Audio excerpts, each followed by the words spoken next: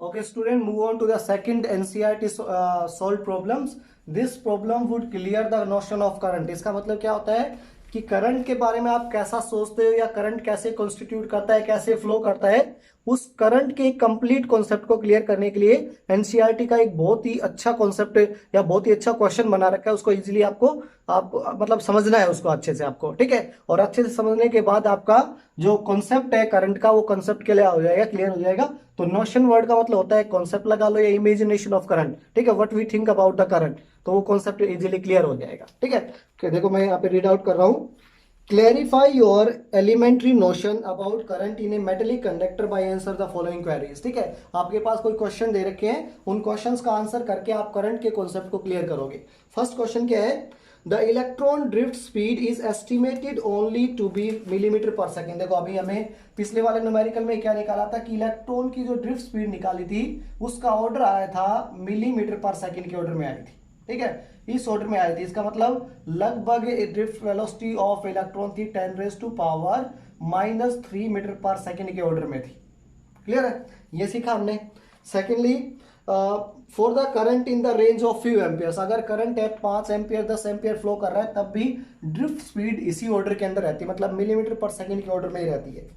How then is current established almost the instant the current the circuit is close. तो question ये कि देखो ये जो इलेक्ट्रॉन्स है, देखो अगर मैं कॉन्सेप्ट ढंग से समझाऊं तो हमने ये पढ़ा था, ये आपके पास कंडक्टर था। This conductor has a large number of free electrons, बहुत सारे फ्री इलेक्ट्रॉन्स होते हैं, ठीक है। When A potential difference is applied across the conductor, all these electrons starts moving towards the positive end of the conductor and the average speed with which these electron move towards the positive plate is known as drift speed, ठीक है।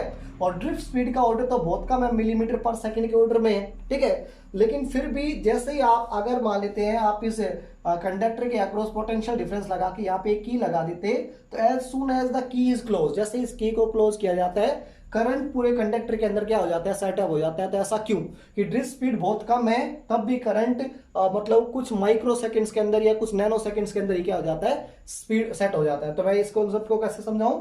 बिल्कुल वही concept है, हमने बताया था कि drift velocity of electron, ठीक है, इलेक्ट्रॉन की drift velocity decides the magnitude of current. किसको डिसाइड करती है? Magnitude of electric current, electric current के मैग्नीट्यूड को डिसाइड करती है। क्लियर है? इसका मतलब अगर ड्रिफ्ट वेलोसिटी इलेक्ट्रॉन की कम है तो इलेक्ट्रॉन का तो करंट फ्लो कर रहा है जो इस कंडक्टर से, उस करंट का मैग्नीट्यूड कम होगा, ठीक है। लेकिन करंट के सेटअप होने की स्पीड, तो मैं बोलूंगा the speed of setting up of current, ठीक है।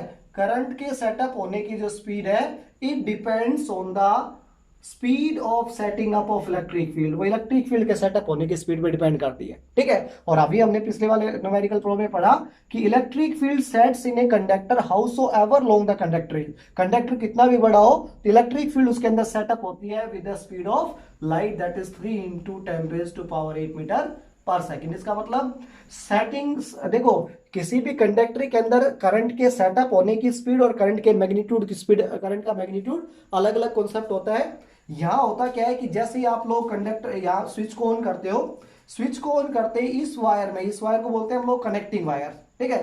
This connecting wire is also conductor, ठीक है।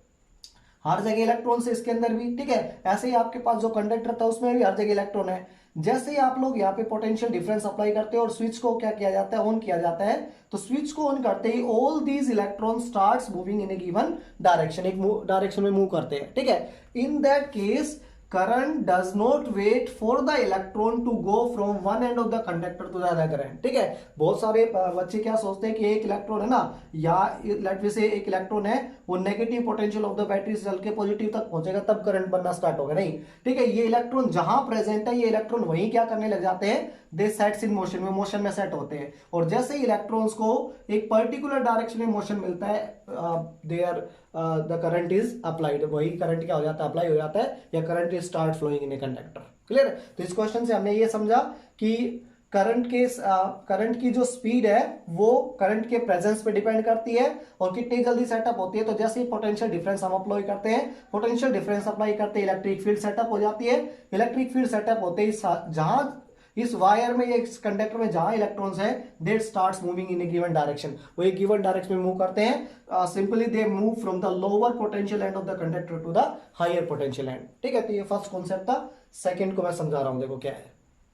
ओके स्टूडेंट, सेकंड कॉन्सेप्ट क्या दे रखा है यहाँ पे कि देखो हम लोग ये बोल रहे हैं कि जैसे हम लोग पोटेंशियल डिफरेंस एक कंडक्टर पे अप्लाई करते हैं, पोटेंशियल डिफरेंस अप्लाई करते ही the first thing that sets across the conductor is electric field. ठीक है, इलेक्ट्रिक फील्ड क्या करती है, जितने भी इलेक्ट्रॉन्स उस कंडक्टर के अंदर प्रेजेंट होते हैं उन सभी पे इलेक्ट्रिक फील्ड क्या लगाती है, फोर्स लगाती है। ठीक है, और हमने सुना है न्यूटन सेकंड लॉ से, force causes the acceleration. Force क्या करता है, एक्सेलरेशन कॉज करता है, मतलब एक्सेलरेशन सेट करता है। ठीक है, इसका मतलब all these electrons which are present in this conductor and free electrons should accelerate, ये सारे के सारे क्या करने चाहिए, एक्सेलरेट करने चाहिए। ठीक है, लेकिन हमने कहीं भी इलेक्ट्रॉन्स का एक्सेलरेशन नहीं पढ़ा। हर जगह हम लोग कौन सी वेलोसिटी के बारे में बात कर रहे हैं, एक एवरेज ड्रिफ्ट वेलोसिटी के बारे में डिस्कस कर रहे हैं। ठीक है, तो अगर ड्रिफ्ट वेलोसिटी को हम लोग एवरेज लेके चल रहे थे, in that case we are taking the acceleration of these electrons to be zero. हम इलेक्ट्रॉन्स क्या एक्सेलरेशन क्या ले रहे हैं, जीरो ले रहे हैं। तो क्वेश्चन ये है, या तो हमें इलेक्ट्रॉन्स का एक्सेलरेशन मानना चाहिए, तो अगर इलेक्ट्रॉन का एक्सेलरेशन मानोगे तो ड्रिफ्ट वेलोसिटी कॉन्सेप्ट हट जाएगा। ठीक है, और अगर आप ड्रिफ्ट वेलोसिटी कॉन्सेप्ट मान रहे हो तो आप एक्सेलरेशन को जीरो कैसे शो कर पा रहे हो। ठीक है, तो देखो इसमें क्या है, इसको शो करने के लिए हम लोग एक बार दोबारा से इस चीज को स्टडी करते हैं। देखो आपने क्या पढ़ा, आपके पास एक कंडक्टर था, उस कंडक्टर के अक्रॉस आपने पोटेंशियल डिफरेंस सेट किया। क्लियर है, पोटेंशियल डिफरेंस सेट करते ही क्या हुआ, आपके पास one end of the conductor goes at higher potential, another one goes at lower potential। Clear है, और इसके अंदर जो इलेक्ट्रॉन्स थे, these electrons starts moving in the conductor, और इस कंडक्टर के अंदर सिर्फ इलेक्ट्रॉन्स ही नहीं, some positive ion that are called lattice ions are also present in this conductor. इस कंडक्टर में कुछ लैटिस आयंस भी प्रेजेंट है। ठीक है, जैसे ही एक इलेक्ट्रॉन मूव करना स्टार्ट करता है तो electron, yes it is true that electron acquires some acceleration for some time. ठीक है, इलेक्ट्रॉन है ना, वो एक्सेलरेट तो करता है लेकिन कुछ टाइम के लिए। कब तक, till the electron collides with a lattice ion, जब तक इलेक्ट्रॉन क्या नहीं करता, एक लैटिस आयन के साथ कोलाइड नहीं करता। ठीक है, जैसे ही इलेक्ट्रॉन को लैटिस आयन के साथ, यहां से इलेक्ट्रॉन चला, यहां लैटिस आयन के साथ टकरा दिया, इस रीजन के अंदर इसने जितना भी एक्सेलरेशन इसका बढ़ा था वो सारा का सारा एक्सेलरेशन कोलाइड करते क्या हो जाएगा, डिक्रीज हो जाएगा। ठीक है, फिर से इलेक्ट्रॉन एक्सेलरेट करना स्टार्ट करता है किसी डायरेक्शन के अंदर, पॉजिटिव प्लेट की तरफ मूव कर रहा है ये। ठीक है, तो फिर ये किसी एक लैटिस आयन के साथ टकराता है, फिर इसका एक्सेलरेशन डिक्रीज हो जाता है। ठीक है, तो ऐसे electron increase in acceleration then decrease, increase in acceleration then decrease, ऐसे इंक्रीज डिक्रीज एक्सेलरेशन होता हुआ इलेक्ट्रॉन कहां पहुंचता है, positive end of the conductor तक पहुंचता है। ठीक है, तो इसका मतलब जितनी बार, ऑलमोस्ट मतलब ऑन एन एवरेज जितनी बार इसका एक्सेलरेशन इंक्रीज होता है उतनी बार इसका एक्सेलरेशन कोलिजन से क्या हो जाता है, डिक्रीज हो जाता है। इसीलिए हम लोग average acceleration of these electrons are considered to be zero. हम इनका एवरेज एक्सेलरेशन क्या मान के चलते हैं, जीरो के बराबर मान के चलते हैं, और एवरेज एक्सेलरेशन जीरो मानते हैं, तभी हम लोग इस कॉन्सेप्ट के अंदर ड्रिफ्ट वेलोसिटी का, एवरेज ड्रिफ्ट वेलोसिटी का कॉन्सेप्ट लगाते हैं। ठीक है, इलेक्ट्रॉन्स डू एक्सेलरेट्स। ठीक है, इलेक्ट्रॉन डेफिनेटली एक्सेलरेट करता है, but it accelerate for a momentary interval of time till its collide. ठीक है, या बिफोर इट्स कोलिजन, कोलिजन से पहले तक ये एक्सेलरेट करता है। as soon as it collides it loses its all kinetic energy in the collision। ठीक है, वो जो भी काइनेटिक एनर्जी इसने